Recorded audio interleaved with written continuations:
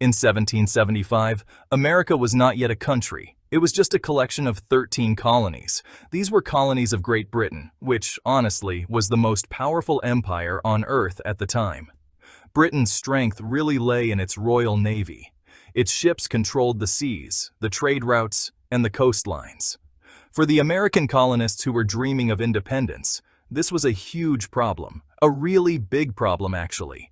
How could they possibly fight a king who ruled the waves? How could they win a revolution without having ships of their own?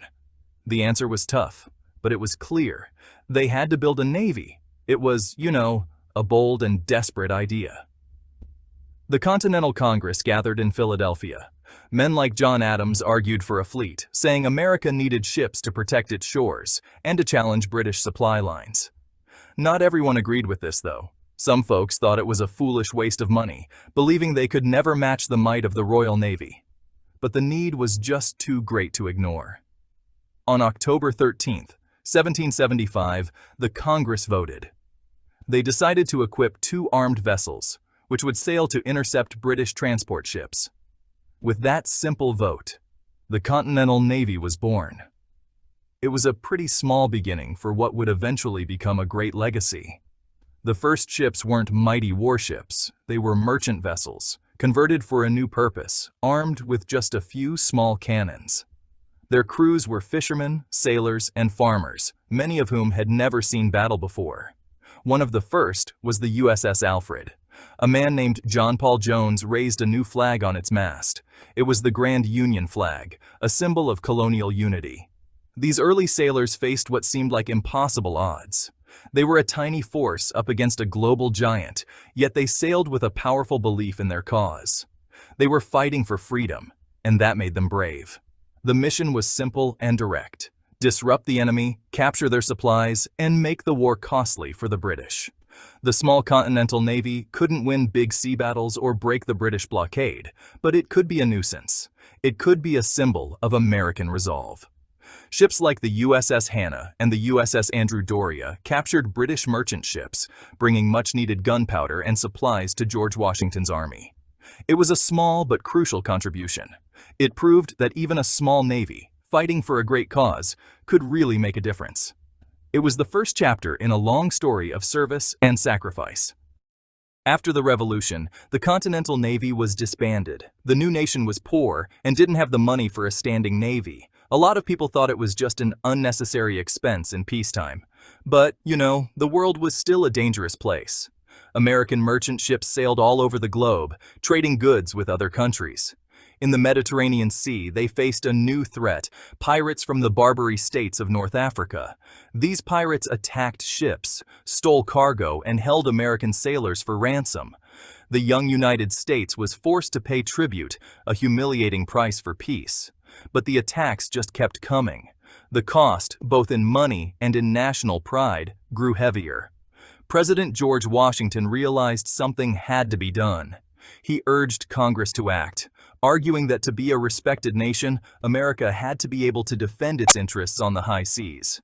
Paying off pirates wasn't a real solution. It was a sign of weakness. The only real answer was strength. So, in 1794, Congress passed the Naval Act. It authorized the construction of 6 heavy frigates. These wouldn't be converted merchant ships. They would be powerful, purpose-built warships, the foundation of a new United States Navy. These first 6 ships were a marvel of their time. They were named USS Constitution, USS President, USS United States, USS Chesapeake, USS Congress, and USS Constellation. They were designed by Joshua Humphreys, who wanted them to be stronger and faster than any other frigate in the world. They were built with live oak, a wood so dense and strong it could actually repel cannonballs. The USS Constitution became the most famous of them all. During a battle in the War of 1812, British cannonballs seemed to bounce right off its thick hull. A sailor supposedly cried out, "Huzzah! Her sides are made of iron!" From that day on, she was known as Old Ironsides. The new navy was soon put to the test. When the Barbary pirates demanded more tribute, President Thomas Jefferson said no. He sent the young fleet to the Mediterranean. In the First Barbary War, ships like the USS Philadelphia and the USS Enterprise fought the pirates. Lieutenant Stephen Decatur led a daring raid, sneaking into Tripoli harbor and burning the captured Philadelphia so the pirates couldn't use it. It was a bold act of defiance. The war showed the world that the United States would no longer pay for its safety. It would fight for it.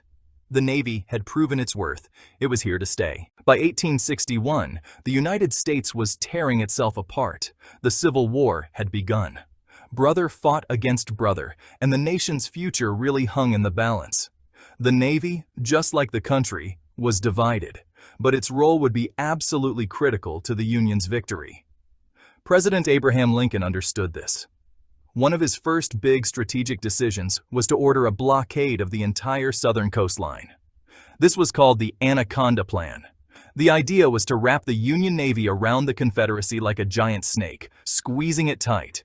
The goal was to stop the South from exporting cotton and importing weapons and supplies. This was a task of incredible scale. The Confederate coastline stretched for more than 3,500 miles.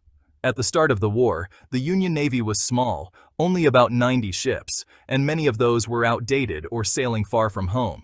To enforce the blockade, the Navy had to grow, and it had to grow fast. It bought, built, and chartered hundreds of ships. Steam-powered vessels of all sizes, from large frigates to small gunboats, joined the blockading squadrons. Sailors from all walks of life volunteered, eager to help preserve the Union. The blockade was a long, slow, and honestly, often boring job, but it was essential. The Civil War also brought a revolution in naval technology. The age of wooden sailing ships was coming to a dramatic end. A new kind of ship appeared, the ironclad. These vessels were covered in thick iron plates, making them nearly immune to traditional cannon fire. In March of 1862, the world watched as two ironclads fought for the first time. The Confederate CSS Virginia, built on the hull of the captured USS Merrimack, clashed with the Union's USS Monitor at a place called Hampton Roads. For hours, the two ships fired at each other at close range. Neither could sink the other. The battle was a draw, but it changed naval warfare forever. Beyond the blockade and the ironclad battles, the Navy played a key role on the great rivers of the West. Gunboats and ironclads, under commanders like Andrew Foote and David Dixon Porter, acted like floating artillery. They worked alongside the Union Army, bombarding Confederate forts and controlling the rivers. The capture of New Orleans by Admiral David Farragut in 1862 was a devastating blow to the Confederacy. His famous command, "Damn the torpedoes, full speed ahead," at the Battle of Mobile Bay showed the Navy's fighting spirit. By controlling the seas and the rivers, the U.S. Navy helped choke the Confederacy and secure a Union victory. For decades after the Civil War, the Navy continued to grow. It moved from iron and steam to steel and oil. It built powerful new battleships, painting them white to show American power all around the globe. This great white fleet sailed around the world in 1907 as a symbol of a rising nation. But in 1914, a new kind of war broke out in Europe. It was called the Great War, what we now know as World War I. At first, America stayed neutral. President Woodrow Wilson hoped to keep the country out of the conflict, but the war at sea would eventually pull the United States in. Germany had a new weapon, the submarine, or U-boat. These underwater boats could strike without warning. They started sinking merchant ships heading to Britain and France. They didn't follow the old rules of war. In 1915, a German U-boat sank the British passenger liner Lusitania. Over 1,000 people died, including 128 Americans. The sinking caused outrage in the United States. It was a clear sign that methods of warfare were changing, becoming more brutal and indiscriminate. The freedom of the seas, a principle the Navy had long defended, was under direct attack. In April 1917, the United States declared war on Germany. The U.S. Navy's most important job was to defeat the U-boat threat. It had to make sure that American soldiers and supplies could safely cross the Atlantic Ocean to the battlefields of France. The Navy adopted a new tactic, the convoy system. Instead of sailing alone, merchant ships and troop transports sailed in large groups, protected by destroyers and other warships. These destroyers hunted for U-boats, using new devices like hydrophones to listen for their engines underwater. They dropped depth charges, powerful underwater bombs, to destroy them. The convoy system worked. It was a lifeline for the Allied war effort. The U.S. Navy safely transported over 2 million American soldiers to Europe. Not a single soldier was lost to U-boat attacks on a U.S. troopship. The Navy also laid a massive minefield in the North Sea, a barrage of over 70,000 mines designed to trap German U-boats in their home ports. It was a huge and dangerous undertaking. By the end of the war, the U.S. Navy had proven it could operate on a global scale. It had helped turn the tide of the war and secure an Allied victory, learning hard lessons that would prepare it for an even greater conflict to come. The years between the world wars were a time of uneasy peace. The U.S. Navy experimented with a new kind of weapon air power. Men like Billy Mitchell argued that airplanes could sink battleships. Many old-school admirals disagreed, but the Navy began to build aircraft carriers. These floating airfields, like the USS Langley, USS Lexington, and USS Saratoga, were a new idea. They carried dozens of planes that could fly hundreds of miles to find and attack enemy ships. This new technology would soon be tested in the most brutal way imaginable. The future of naval warfare was not in the big guns of battleships, but in the wings of the airplane. On the morning of December 7, 1941, the world changed. It was a quiet Sunday morning at the U.S. Naval Base at Pearl Harbor, Hawaii. The bulk of the U.S. Pacific Fleet was anchored there. Suddenly, the sky filled with airplanes. They were not American planes. They were Japanese. In a surprise attack, Japanese bombers and torpedo planes screamed down from the sky. For 2 hours, they dropped bombs and torpedoes on the unsuspecting American ships. The attack was a catastrophe. 8 battleships were sunk or badly damaged. Hundreds of planes were destroyed on the ground. Over 2,400 Americans were killed. It was a day that would, as President Franklin D. Roosevelt said, live in infamy. The attack was designed to cripple the U.S. Pacific Fleet. It was meant to give Japan free rein to conquer Southeast Asia and the Pacific. The Japanese believed the devastating blow would shatter American morale. They were wrong. The attack united a divided country. It filled Americans with a fierce determination to fight back and win. The next day, the United States declared war on Japan. The country was now fully engaged in the Second World War, a conflict that would be fought across the globe. There was one piece of good fortune on that terrible day. The Navy's 3 aircraft carriers in the Pacific, the USS Enterprise, USS Lexington, and USS Saratoga, were not at Pearl Harbor. They were at sea on other missions. The Japanese attack had destroyed the battleships, the heart of the old Navy. But in doing so, it had unknowingly made the aircraft carrier the new queen of the seas. These 3 surviving carriers, and the many more that would be built, would become the centerpiece of the U.S. Navy's war effort in the Pacific. They were America's only hope to stop the Japanese advance. The war in the Pacific would be a carrier war. In the months after Pearl Harbor, the news from the Pacific was, honestly, pretty grim. The Japanese military just seemed unstoppable. They conquered the Philippines, Singapore, and much of Southeast Asia. The United States Navy was outnumbered and on the defensive, but it was not broken. It fought back with courage and, a whole lot of ingenuity. In April of 1942, Lieutenant Colonel Jimmy Doolittle led a daring raid. 16 Army bombers took off from the deck of the aircraft carrier USS Hornet. They flew over 600 miles to bomb Tokyo. The raid did little physical damage, but it was a huge psychological victory. It showed Japan that America could strike back. The turning point of the Pacific War came just 6 months after Pearl Harbor. It happened at a tiny island called Midway. The Japanese planned to invade Midway and lure the remaining American carriers into a trap. They wanted to destroy them and end the war. But American codebreakers had a secret. They had partially broken the Japanese naval code. Admiral Chester Nimitz, the commander of the U.S. Pacific Fleet, knew the Japanese plan. He knew where they were going and when. He set his own trap.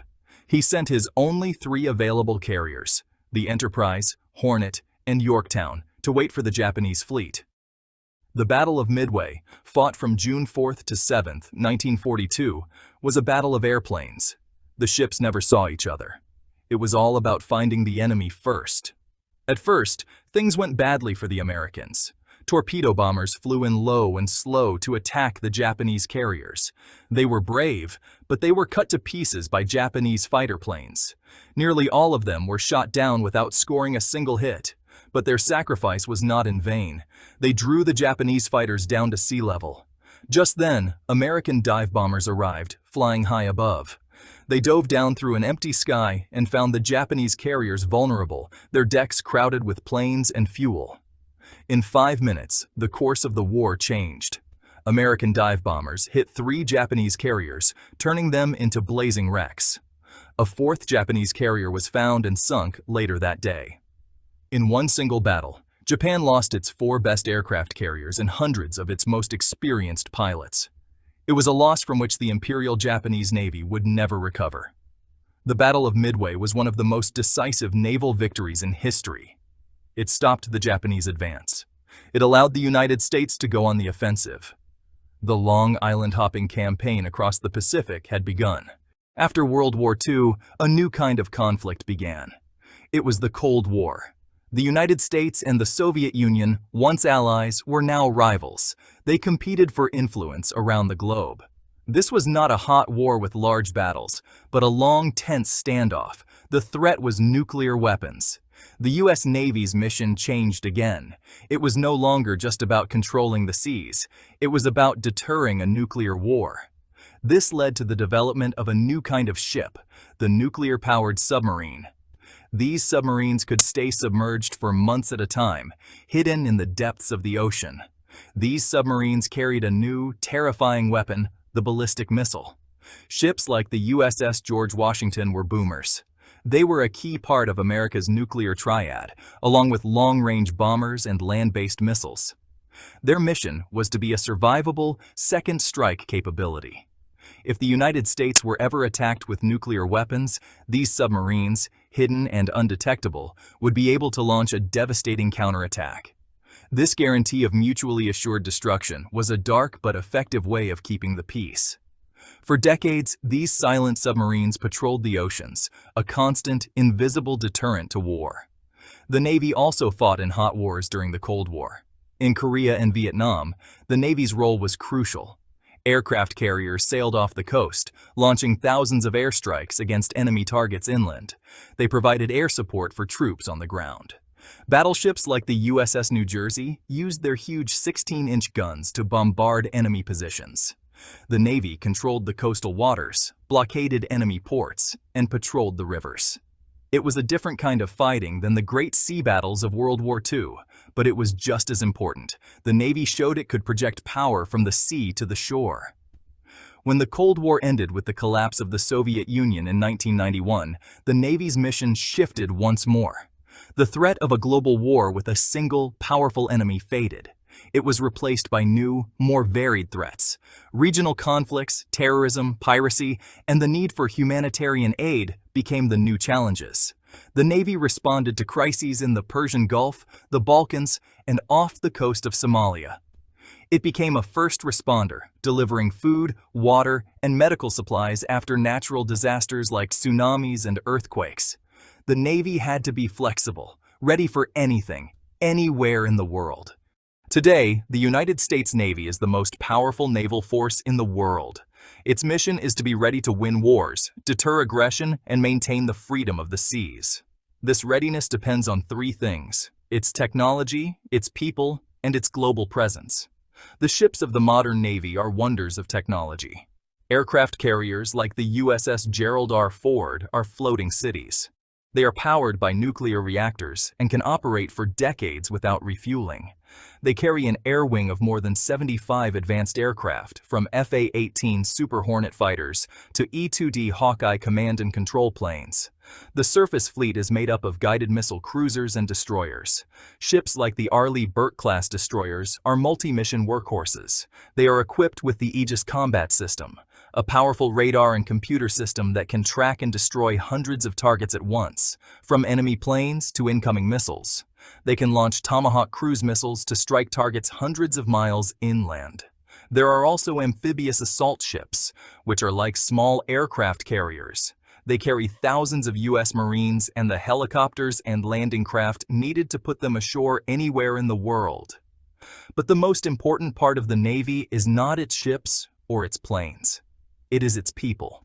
The Navy is made up of over 300,000 active duty sailors. They come from every state and every background. They are highly trained professionals. A sailor's training begins at boot camp, where they learn discipline, teamwork, and the basics of naval life. After that, they go to A school to learn a specific job or rating. They might become an aviation mechanic, a culinary specialist, a sonar technician, or a hospital corpsman. The training is constant. It is realistic. It is designed to prepare them for the stress and danger of combat. The Navy organizes its forces into numbered fleets. These fleets are spread across the globe, each responsible for a different part of the world's oceans. The 7th Fleet operates in the Western Pacific. The 6th Fleet is in the Mediterranean. The 5th Fleet is in the Middle East. This global presence means the Navy is always on watch. Ships are constantly deployed, sailing on patrols that can last for 6 months or more. This forward presence allows the Navy to respond quickly to any crisis. It reassures allies and deters potential enemies. It is a visible sign of America's commitment to global security. The story of the United States Navy is the story of America itself. It was born from a revolutionary dream of freedom. It grew and adapted as the nation grew. It has been tested in fire and in crisis, from the shores of Tripoli to the waters of the Pacific. For 250 years, it has stood as a guardian of the seas. Its mission has evolved with the times, from fighting pirates with cannons and sails to deterring nuclear war with submarines and missiles. But its core purpose has remained the same: to protect the United States, its people, and its interests, at home and abroad. The world today is a complex and sometimes dangerous place. Over 90% of global trade travels by sea. The world's economies depend on these open sea lanes. The Navy helps keep them safe and free for everyone. When pirates threaten shipping lanes, the Navy is there. When a natural disaster strikes a coastal nation, the Navy's hospital ships and amphibious vessels are often the first to arrive with help. This presence builds partnerships and promotes stability. It is a force for good in the world, a tool of diplomacy as much as a weapon of war. The future will bring new challenges. New technologies like unmanned ships and hypersonic weapons will change naval warfare once again. New threats will emerge in new domains, like cyberspace. The Navy must continue to adapt, innovate, and train for a future that is uncertain. It must attract the best and brightest young men and women to serve. It must continue to build the ships and planes needed to maintain its edge. The cost is great, but the cost of not having a strong Navy is far greater. A nation that cannot control the seas cannot control its own destiny. The legacy of the Navy is written in the stories of its sailors. It is in the courage of John Paul Jones, the genius of Chester Nimitz, and the sacrifice of the sailors at Pearl Harbor and Midway. It is in the quiet professionalism of the submariner on a silent patrol. It is in the skill of the pilot landing on a carrier deck at night. It is in the dedication of the young recruit who raises their hand and takes an oath to serve. For 250 years, the sailors of the United States Navy have kept their watch. They are the guardians of the sea, and their service is an enduring promise of security for the nation they protect.